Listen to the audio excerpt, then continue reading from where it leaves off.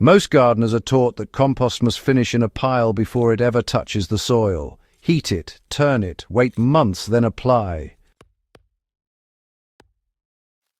That method works, but it isn't the only way, and historically it wasn't even the most common way. Long before bins and thermometers, gardeners relied on a simple fermentation step that allowed organic matter to finish breaking down underground, right where plants could use it. This approach shortens composting time, reduces labor, and feeds soil life more efficiently than surface piles ever could. The simple fermentation step that honestly changes everything. The process begins with fresh, organic materials such as, kitchen scraps, chopped weeds, soft plant trimmings, or spent greens. Size matters here. Material should be chopped or torn to increase surface area. Large woody pieces are not ideal in this process. The material is then placed into a sealed container, bucket, or a heavy-duty bag. Moisture should be present but not dripping.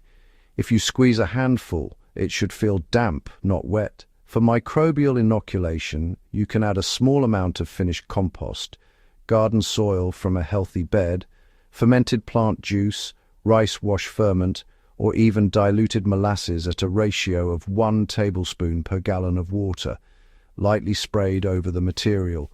Once sealed, the container is kept out of direct sun at moderate temperatures. Within 3 to 7 days, the smell should turn slightly sour or pickled rather than rotten. This tells you fermentation is happening correctly. If it smells putrid, too much air or moisture is present. What fermentation does to nutrients before burial is actually quite remarkable. During fermentation, nitrogen remains largely intact instead of being lost as gas.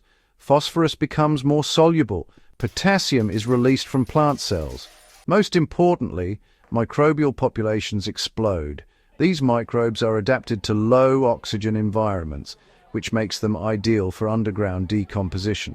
The organic acids produced also begin breaking down lignin and cellulose, the same materials that usually slow composting in soil. By the time the material is buried, much of the hard work is already done. How to finish compost underground properly.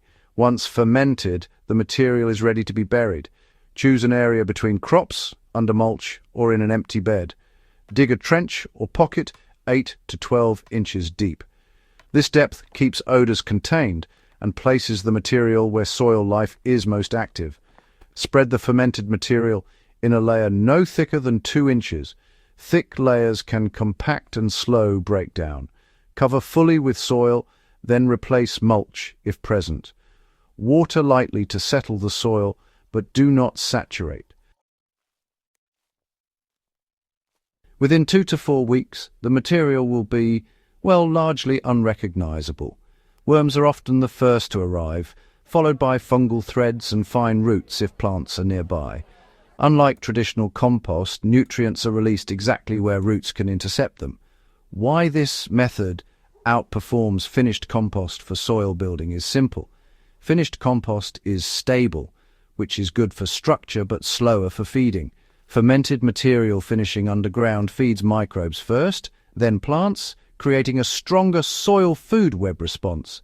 This method also avoids surface nutrient loss from sun, wind, and runoff.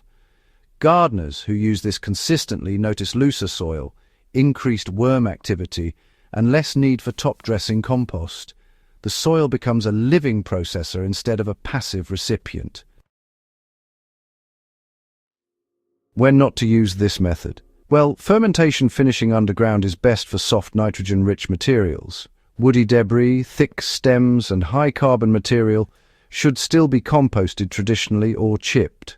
In very cold soils, fermentation may continue slowly underground, but results improve once soil temperatures rise above 50 degrees Fahrenheit. It's also important to rotate burial zones.